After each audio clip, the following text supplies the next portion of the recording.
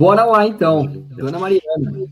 Eu vou fazer um gancho aqui com a Elô ainda, porque o primeiro quadrinho que eu li da Elô foi Dora e a Gata, que foi dos primeiros quadrinhos que ela publicou também, se não me engano. Mas logo em seguida eu li Isolamento, que é um quadrinho que a Elô produziu durante a pandemia.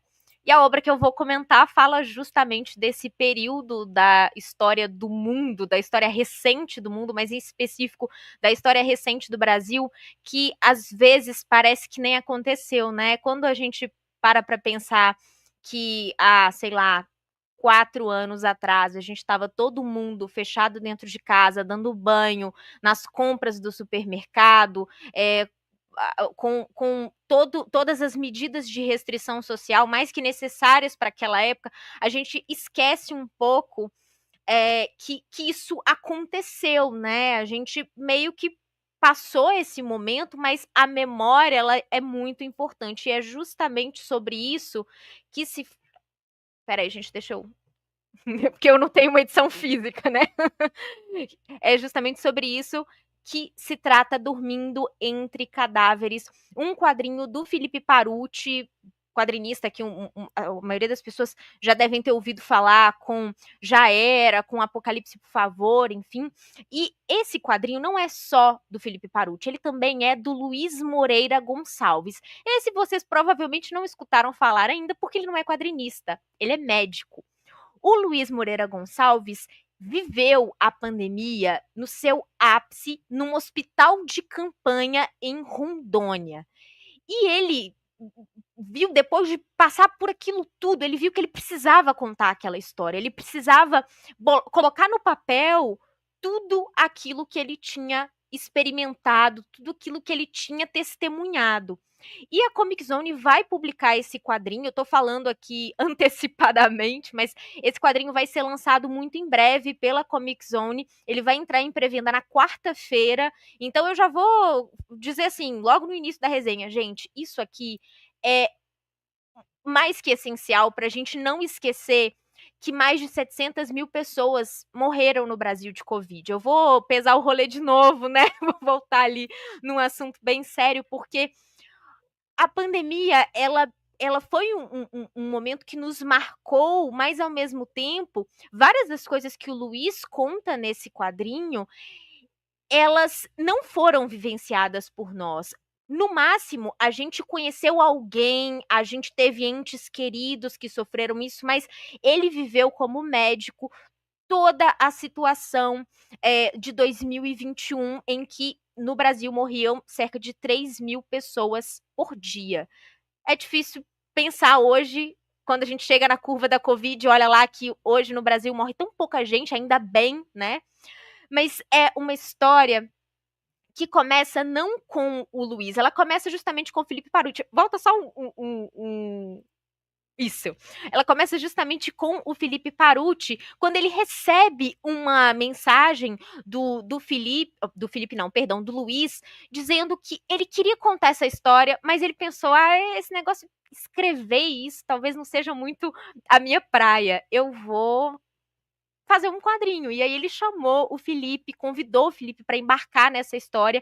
Então a gente tem a arte, a quadrinização do Felipe, enquanto o relato é do Luiz. E a história do Luiz, ela é até um tanto assim, a gente fica pensando, meu Deus, porque ele era um professor de química na USP, e ele foi convocado, vamos dizer assim, ele recebeu um e-mail da Secretaria de Saúde de Rondônia dizendo que estamos precisando de médicos. A situação está calamitosa, a gente precisa que médicos venham para cá para a gente atravessar esse período. E aí o Luiz pensou, eu fiz um juramento, essa missão é minha também, né? E aí ele simplesmente decidiu largar tudo. A USP, né, não estava tendo aulas presenciais e tudo mais, estava naquele período ali de que tudo estava à distância. Ele pediu uma licença para poder ir para Rondônia, e ele chegou no hospital de campanha sem saber fazer prática médica, porque ele pós-doutor, mas ele tinha ficado o tempo todo na teoria. Então, à medida que a gente vê esse quadrinho, a gente vê também uma espécie de jornada do herói, de certo modo, de ver ele aprendendo a lidar com aquela situação, com todas aquelas emergências, enquanto ele se forma como médico na prática.